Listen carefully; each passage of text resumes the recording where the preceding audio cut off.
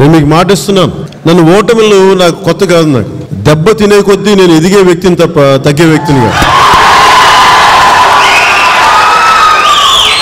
నేను 2014లో తెలంగాణలో పార్టీ పెట్టి ఆవిర్భావం అప్పుడు ఒక మాట చెప్పాను, నేను 25 సంవత్సరాలు ఆలోచించి పార్టీ పెడతాను, ఎందుకంటే నాకు ఓటములు దెబ్బతింటారు అన్నీ తెలిసి ఊహించి, నేను పోటీ చేసినా కానీ ఓడిపోతే నేను తట్టుకోగలను అని చెప్పి కొన్ని సంవత్సరాలు ఆలోచించి పార్టీ పెట్టాను. తేలిగ్గా పెట్టలేదు పార్టీ, చాలా దెబ్బలు తినటానికి ఒడిదుడుకులు తట్టుకొని నిలబడి మీకు అండగా ఉండడానికి నేను జనసేన పార్టీ పెట్టాను. దెబ్బ తింటాను నేను, కానీ పైకి లెగుస్తాను, బలంగా గెలుస్తాను. అలాగే ఒక్కొక్క రివ్యూ మీటింగ్స్లో ఈవీఎంలు ట్యాంపరింగ్ అని డబ్బులు అన్ని రకాల మాటలు వస్తూ ఉన్నాయి. నేను అవన్నీ జరిగినాయా జరగలేదా ఖచ్చితంగా అయితే ఒకటి చెప్పగలను. ఉదాహరణకి గాజువాక భీమవరంలో అయితే ఒక 155 కోట్లు ఖర్చు పెట్టారు ఒక భీమవరానికి. నాకు వచ్చిన ఇన్ఫర్మేషన్ అంటే పవన్ కళ్యాణ్ అనే వ్యక్తిని అసలు పాలిటిక్స్లో రానియకూడదు, అసెంబ్లీలో అడుగు పెట్టకూడదు. ఒకటే మాట చెప్తాను, రాహువు పట్టిన పట్టొక సెకండు అఖండమైన లోక బాంధవుడు లేకుండా పోతాడా. మూర్ఖుడు గడియారంలో ముళ్ళు కదలనీయకుంటే ధరాగమనం అంతటితో తలకిందైపోతుంది. కుటిరాత్మల కూటమికి ఒక త్రుటి కాలం జయం వస్తే విశ్వ సృష్టి పరిణామం విచ్ఛిన్నమవుతుందా. అంటే ఒక ఓటమి జనసేనను ఆపలేదు. అదే గుర్తుపెట్టుకోండి, బలం తీసుకోండి రోడ్ల మీదకి వెళ్ళి. నేను చెప్పాను మొన్న, నా శవాన్ని నలుగురు మోసే వరకు నేను జనసేనను ముందుకు తీసుకెళ్తాను. కసి కావాలి మనకి, దెబ్బ తిన్నాం. నేను ఒకటే చెప్తున్నాను మీకు, ఒక బలమైన నాకు ఈ రోజున ప్రభుత్వం వైసీపీకి ఇచ్చింది, ప్రజల ప్రభుత్వం, దాన్ని గౌరవిద్దాం. ఏ యుక్తులు పనినా ఏమి చేసినా ప్రజలు వాళ్ళకి అండగా నిలబడ్డారు, నేను దాన్ని గౌరవిస్తున్నాం. వాళ్ళు ఎలా చేస్తారో కూడా పరిపాలన చూద్దాం. అంటే మొన్న ఎయిర్పోర్ట్లో దిగి వచ్చేటప్పటికి 2 కిలోమీటర్ల దూరంలో ప్రజలు గ్రామ ప్రజలు అడ్డం వచ్చి నాకు ఫ్లెక్సీలు అడ్డం పెట్టుకొని వచ్చారన్న మా గ్రామంలో ఈ సమస్య ఉందని. ఎక్కడ సమస్య ఉందో, ఎక్కడ ఆకలి ఉందో, ఎక్కడ క్షోభ ఉందో, ఎక్కడ అవినీతి ఉందో అక్కడ జనసేన గుర్తు రావాలి ప్రతి ఒక్కరికి.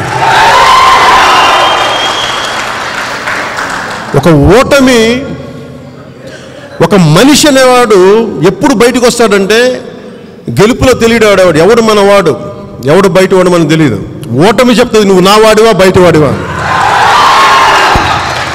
లక్షల మంది వచ్చారో లేదో నాకు తెలియదు, కానీ ఇప్పుడు వచ్చిన మీరు నా గుండెలో మీకు అండగా ఉంటాను. నా జీవితం రాజకీయాలే, అది మర్చిపోకండి. నేను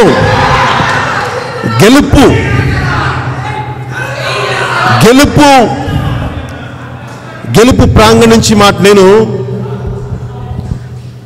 అందరూ గెలిచిన తర్వాత చాలా మాట్లాడతారు, నేను ఓటమిలో నుంచి మాట్లాడుతున్నాను. మర్చిపోకండి, నేను ఓటమిని అంగీకరించే వ్యక్తిని కాదు, ఓటమి పైన దాన్ని జయించే వరకు నేను పోరాడే వ్యక్తిని, అది మర్చిపోకండి దయచేసి.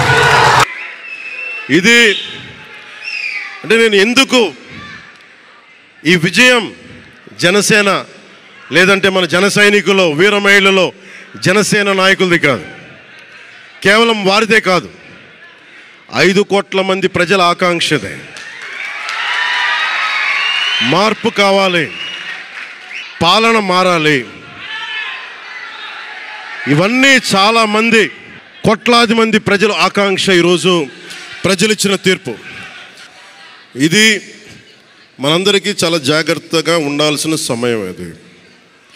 కక్ష సాధింపుల సమయం కాదు ఇది. ఆంధ్రప్రదేశ్ భవిష్యత్తుకి పునాది, బలమైన పునాది వేసే సమయం అది. అన్నం పెట్టే రైతుకి అండగా ఉండే సమయం అది. రక్షణ లేని ఆడబిడ్డలకి రక్షణ కల్పించే సమయం ఇది. ఆడబిడ్డల్ని, మహిళల్ని వారి కాళ్ళ మీద వాళ్ళు నిలబడగలిగేలా చేసే సమయం ఇది. నేను ఈరోజు ప్రభుత్వ ఉద్యోగులు కూడా మాటిస్తున్నాను. కాంట్రిబ్యూటరీ పెన్షన్ స్కీమ్ నేను చెప్పాను, నేను బాధ్యత తీసుకున్నాను. ఏరు దాటాక తెప్ప తగలేసే రకం కాదు నేను. కాంట్రిబ్యూటరీ పెన్షన్ స్కీమ్ దానికి సరి సమానంగా అది కానీ మీకు న్యాయం వచ్చేలాగా సంవత్సరంలోపు తీసుకొస్తాను అని మాట ఇచ్చాం. తీసుకొచ్చి తీరుతాం. ఆ మాట మీకు ఇస్తున్నాం. మెగా డిఎస్సి నోటిఫికేషన్ విడుదల చేయించే బాధ్యత మనం తీసుకుందాం. యువత విలవిల్లాడిపోతూ ఉన్నారు. యువత నలిగిపోతూ ఉన్నారు. మీ చదువులకి తగ్గ ఉద్యోగాలు కానీ, మీ స్కిల్స్ని పెంపొందించి మీకు ఉద్యోగాలు కానీ, నేను మీకు చెప్తున్నాను, నాకు చాలా పెద్ద బాధ్యత ఇచ్చారు ప్రజలు. ఈ రోజున మామూలు బాధ్యత ఇవ్వాల. గెలిచింది, పోటీ చేసింది 21, 2 పార్లమెంట్లు గెలిచింది 100%. కానీ బాధ్యత ఎంత ఉందంటే 175 సీట్లు మనమే గెలిస్తే ఎంత బాధ్యత ఉందో అంత బాధ్యతతో మేము పనిచేస్తాం. యువత నలిగిపోయి నేను మర్చిపోలేదు. ఆడబిడ్డలు ఇబ్బంది పడిపోయారు, మేము మర్చిపోలే. సగటు మధ్యతరగతి మనుషులు నలిగిపోయారు. రోడ్లు వెయ్యలా, గుంతలు వేశారు, అరాచకం చేశారు. అవన్నీ శాంతి భద్రతలు చాలా చాలా బలంగా ఉంటాయి, మీకు నేను మాటిస్తున్నాను. అతి తక్కువ వ్యవస్థల్లో రాజకీయ ప్రమేయం చాలా తక్కువ ఉండేలాగా, అధికారులని వారి పని చేసుకునేలాగా ఈ ప్రభుత్వం ఉంటుంది, కూటమి ప్రభుత్వం ఉంటుంది. రైతుకి కష్టం వస్తే హక్కును చేర్చుకునే ప్రభుత్వం తప్ప తిరస్కారంగా చిన్న చూపు చేసే ప్రభుత్వం అవ్వదు మనకి ఈ కూటమి ప్రభుత్వం.